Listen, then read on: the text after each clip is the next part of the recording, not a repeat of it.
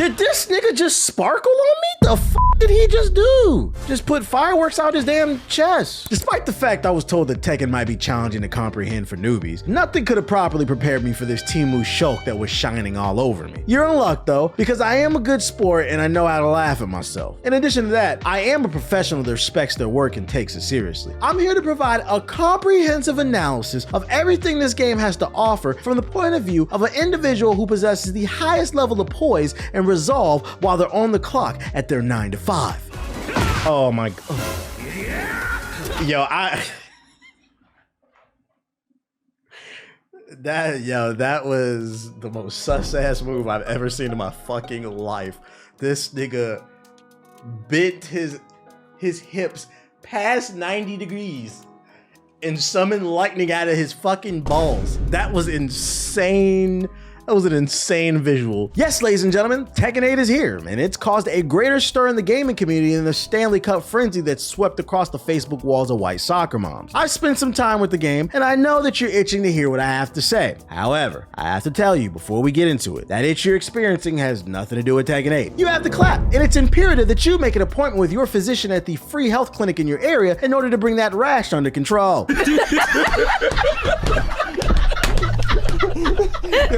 Now, before I share my opinions with you nasty fucks, I would like to make a quick disclaimer. The following video is not a full review. At this point, I've only spent a few hours playing the game, so these are just my first impressions. The way I feel right now may not be the same way I feel at the end of the year, because multiplayer games, particularly fighting games, have a tendency to alter over time with the introduction of new strategies and metas. To put it simply, you should take everything I'm about to say with a grain of salt. And having stated that, here's everything you need to know before you install Tekken 8. Tekken 8 is the most recent entry in the long-running fighting game franchise. It's currently available for purchase on PC, PlayStation 5, and the Xbox Series consoles. This game has crossplay, and it's been updated to the Unreal Engine 5. I'm sure you see it with your eyes. On every platform, this game just looks stunning. An incredible amount of effort has been put into the lighting, character models, special effects, and the landscape this time around. Also, one of the benefits of upgrading to the Unreal Engine 5 that's not widely known is there's a reduction in input lag. Basically, this is the most fluid version of Tekken that we've ever seen. To begin, I want to commend the fact that there's an abundance of content already available for fans at the time of the launch. On the first day of release, this game features a roster of 32 fighters, a story mode, another story mode within the arcade, a typical arcade mode, a multitude of training tools, online play, Tekken volleyball, and a whole lot more. Let's first touch on the story. If you're a fan of shonen anime, then the campaign for Tekken 8 is just what you were looking for. With the help of his devil gene, Kazuya is wreaking havoc all across the world, and his son Jin is working hard to put a stop to his spread. This resulted in another world tournament taking place, during which you will come across a lot of familiar faces. This game's story is not something that should be missed, and despite its short length, it has a great deal of attention to detail. A sign of a fun game for me is when I find myself getting into character playing this game's story mode. When in this farce once and I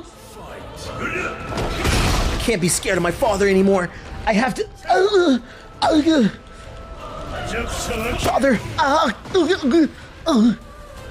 Father, this is the power, the family heirloom that I didn't want, but I have to embrace it to defeat the man who started this evil.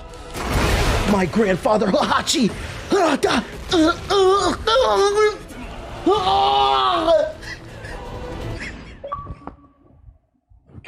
All right, I'm done.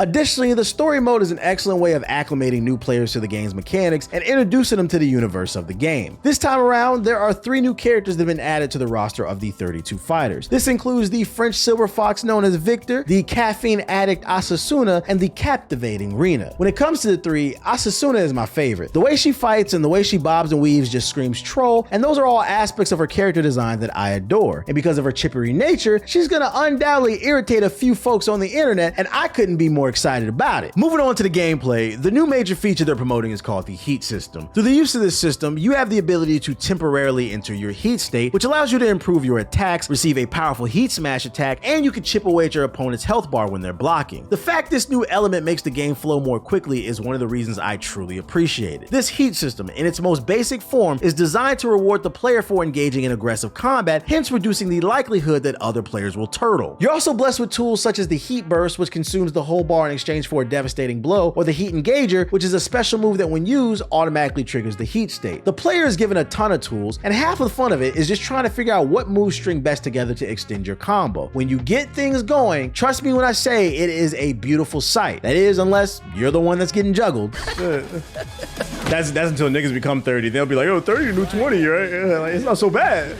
Yeah, I was just... All right, this nigga disrespected me. What the fuck? Put me down. Oh my God, no. I don't know how to get out of that. I'm trying to do that. How you do that? You have the option of practicing all the new elements with the standard training tools such as practice mode and combo trials, but alternatively, you could just try out the new Super Ghost Battle mode, which is available in Tekken 8. This option completely alters the game. It employs artificial intelligence to generate AI opponents for you to engage in combat with. Even at the highest level, traditional AI can become predictable if you're clever enough. This issue is solved by the Super Ghost Battles. It employs AI to assess player patterns, then it creates an AI copy of you to practice against. The AI also analyzes your playstyle, so that if you want, you can save matches and then it'll break down and tell you what you could have done different to win that match. Even cooler is the fact that gamers can compete against AI ghosts of other players. In theory, this should make it possible for the average person to test their skills against Tekken pros. Not only is this tool helpful for individuals striving to be the best in their friend group, but I also think this would be quite helpful for people who are interested in participating in competitive play. I love when a game breaks new ground and it innovates, and for that, I believe the developers deserve some praise. As a result of this feature, I am now granted the ability to train against the ghost of LTG. I'm just curious that, well, if I lose, would this be my game over screen? Kill yourself now. You should kill yourself now. And your life for now. And you should take right now. Kill yourself now. You should kill yourself now. And your life for now. You should kill yourself now. Pro tip for the viewers, first you need to complete the third chapter of the arcade quest in order to be able to use the Super Ghost feature. That is the only way you'll be able to initially access it, and then after that you'll be able to play it from the menu. Now if you're tired of hearing all this AI stuff because it scares you, allow me to touch on the online play. Crossplay is included in Tekken 8 as discussed earlier, and the crossplay functions quite well. I would characterize the overall online experience as suitable. I'd say Tekken 8's online is not even close to being as horrible as Mortal Kombat's, but it's still not as good as Street Fighter 6. When I played online, I'd say I encountered approximately 4 players who were lagging for like every 10 matches. There are even times where it's not noticeable lag, but sometimes it's just input latency, which honestly is very aggravating. It was also difficult for me to find matches at times, which is particularly strange considering there's crossplay in this game. Backing out of matchmaking and starting again was the remedy, so it wasn't too big of a deal. Just avoid Wi-Fi warriors at all costs is the best advice I can give you when it comes to playing Tekken 8 online. By looking at the sign that's located next to the person's name, you'll be able to determine who's using their Wi-Fi.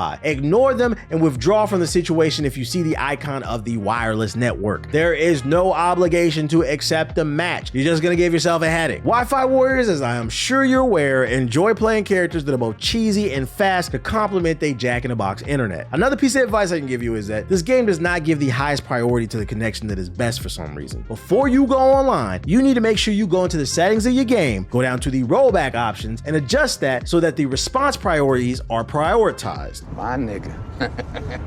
The character customization in this game is underappreciated. In my opinion, not many people have mentioned it, and I'm not sure why, because you're free to produce a custom character as funny or as serious as you choose. This could take the form of a customizable standard character model or your bootleg Xbox 360 avatar in the arcade. For instance, in ranked, I happened to run into someone dressed like Luffy from One Piece. Now, naturally, I defeated him since Naruto is superior and I'm Hokage. Believe it! So believe it when I tell you this game is awesome. I'm confident there's something here for everyone. The casuals will love the story and arcade quest, and both parties will love all the new tools implemented to help you improve in the game. And if you want to help me improve my chances of being recommended in the YouTube algorithm, go ahead and do me a favor. You see that card that's present on your screen right now? Feel free to click it and watch my video breaking down 5 red flags I've spotted in Suicide Squad: Kill the Justice League.